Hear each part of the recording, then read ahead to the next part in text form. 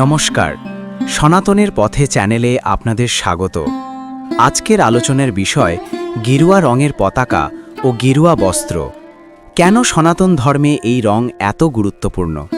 কেন সাধু সন্ন্যাসীরা গেরুয়া পোশাক পরেন? এর পেছনে রয়েছে গভীর আধ্যাত্মিক অর্থ, ত্যাগের প্রতীক এবং শাস্ত্রসম্মত ভিত্তি। গেরুয়া রঙকে সংস্কৃতে বলা হয় কাষায় বা ভগবত বর্ণ। এই রং আগুনের রঙের মতো, যা সব কিছু পুড়িয়ে শুদ্ধ করে দেয়।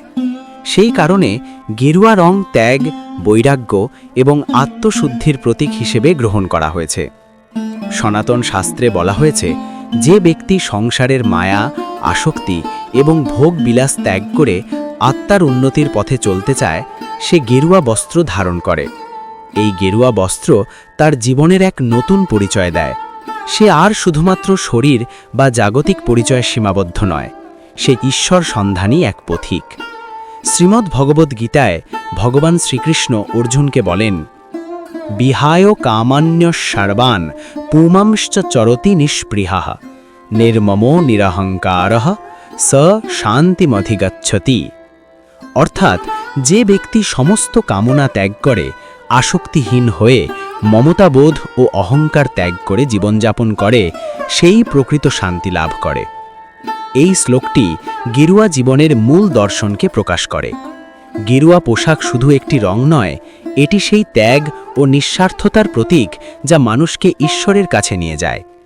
উপনিষদেও ত্যাগের গুরুত্ব বলা হয়েছে, ত্যাগেনৈকে অমৃতত্বমানসুঃ। অর্থাৎ, ত্যাগের মাধ্যমেই অমৃতত্ব বা মুক্তিলাভ সম্ভব। এই ত্যাগের বহিঃপ্রকাশই গেরুয়া বস্ত্র। একজন সন্ন্যাসী যখন গেরুয়া পরিধান করেন, তখন তিনি প্রতিজ্ঞা করেন যে তিনি আর ব্যক্তিগত সুখ দুঃখ, লাভ ক্ষতির চিন্তায় আবদ্ধ থাকবেন না, বরং পরমাত্মার সেবায় নিজেকে নিবেদন করবেন। গেরুয়া পতাকাও একই অর্থ বহন করে। এটি সনাতন ধর্মের চিরন্তন শক্তি, ধর্মরক্ষা, ত্যাগ এবং ন্যায়ের প্রতীক।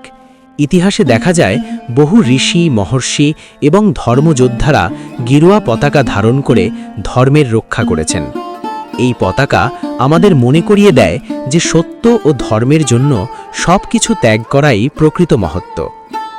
গেরুয়া মানে শুধু বাহ্যিক পোশাক নয়। যদি অন্তরে কাম, ক্রোধ, লোভ, মোহ থেকে যায়, তবে শুধু গেরুয়া পরিধান করে প্রকৃত সন্ন্যাসী হওয়া যায় না। শাস্ত্র বলে, সত্যিকারের সন্ন্যাস হল অন্তরের ত্যাগ। ভগবান শ্রীকৃষ্ণ আরও বলেন, অনাশ্রিতঃ কর্মফলম কার্যম কর্ম করোতি যঃ স সন্ন্যাসী চ যোগী চ।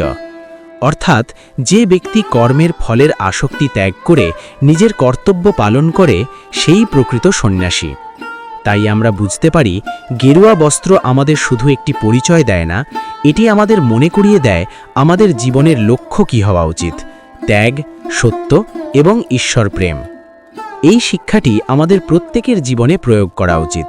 আমরা গেরুয়া না পড়লেও অন্তরে ত্যাগ, নম্রতা ও ভক্তি ধারণ করতে পারি। সেটাই সনাতন ধর্মের প্রকৃত শিক্ষা। ভিডিওটি ভালো লাগলে অবশ্যই লাইক করবেন, শেয়ার করবেন এবং সনাতনের পথে চ্যানেলটি সাবস্ক্রাইব করে আমাদের সঙ্গে যুক্ত থাকুন। ধন্যবাদ।